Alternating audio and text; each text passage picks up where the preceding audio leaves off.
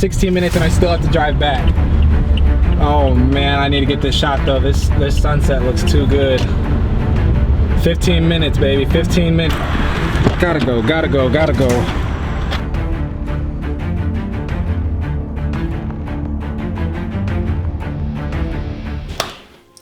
All right, that was by far the most fun I've ever had behind the camera since I've picked the camera up. I mean, just the challenge and the creativity that we had to put into it to make these pictures something out of our usual type of photography was just super awesome, super exciting, and super inspiring, because these have definitely been the most creative photos I have taken since I've picked up the camera. And I think Taylor could say the same thing. So I know you guys have been dying to see how these photos turned out. So we're gonna start. Photo number one was the photo that I took inside that parking garage. So after I failed with the fire photography and it just wasn't working out, I changed it up, went to plan B, and I used the symmetry to my advantage, set the camera on the tripod, turned on burst mode, snapped off 10 images, and just did unique stuff. I tried at least to do unique stuff while it was snapping off those 10 shots. So this photo is what I came up with.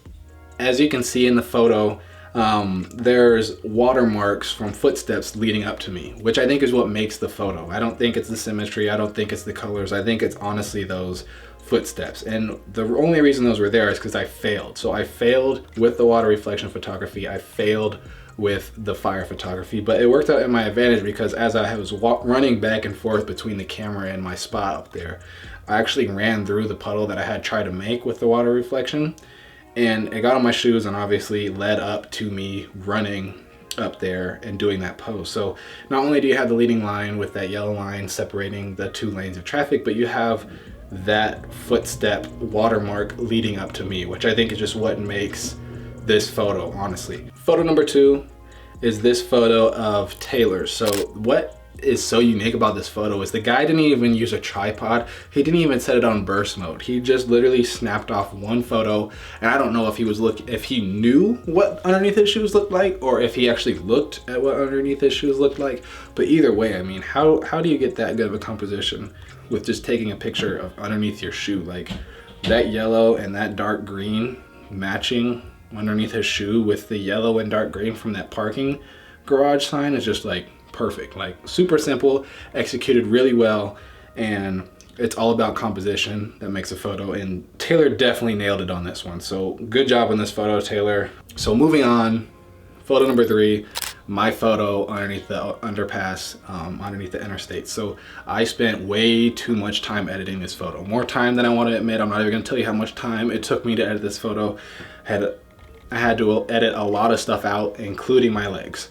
So I really like the way this photo turned out. So like I said, without having a subject and have me behind the camera so I can direct them to where I want them to go, it makes it a whole lot more challenging. So not only did I have to combat the autofocus issue and figuring out where I wanted the cameras to focus without me being in frame first, but I also had to figure out where I was lining up. And I didn't line up perfectly, as you can see, but that's the only thing about this photo I don't like.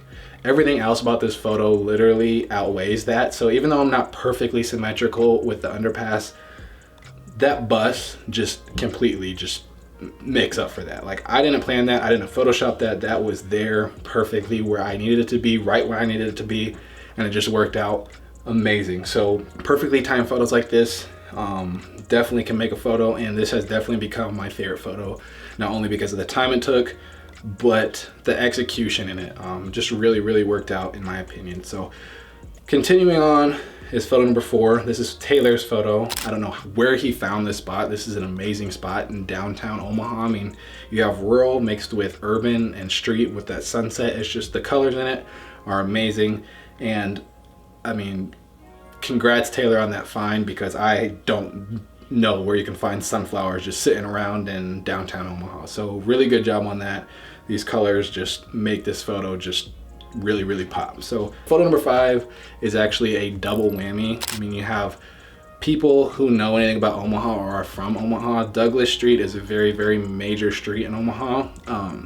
So not only did he capture Omaha as Omaha itself, but he framed it. Like his frame hunting that night was just on point, and framing it between these two parking meters and it lining up perfectly like that, and that mood is just something that you would see in like a nice business downtown Omaha. Like somebody will buy that picture. That is a good picture. So good find again, Taylor. Just good eye on that stuff. Not having a subject is really, really hard, and he really captured some good frames without having the luxury of a subject like I did.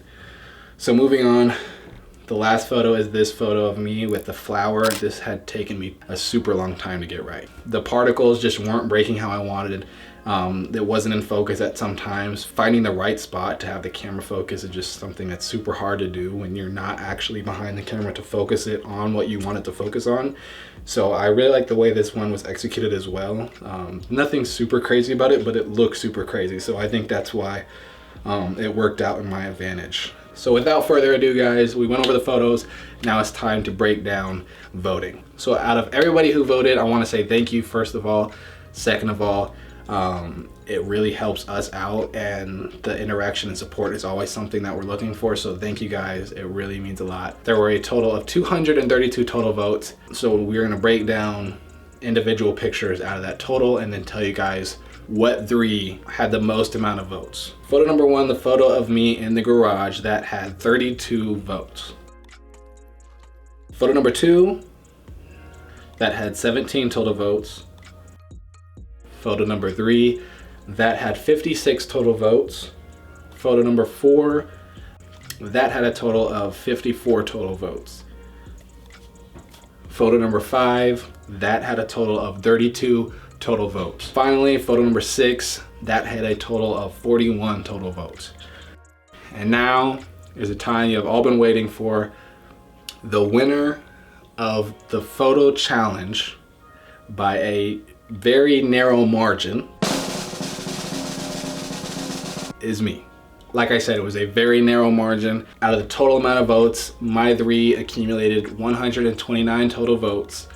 Taylor accumulated 103 total votes. So it was a very close race. It was very, very fun. The dude did an amazing job with what he had. I mean, no tripod, not using burst mode, and not having a subject. Having a subject, in my opinion, and I think a lot of people's opinion, can take a photo from here to here. And he did a really, really amazing job with what he had. So if you guys like this video and you want more stuff like it, there will definitely be more coming down the road. In the meantime, be sure to help me out, hit that subscribe button. Also follow me on Instagram for more banger photos like you've seen in this video. And until next time, guys, I will catch you in the next video. Peace.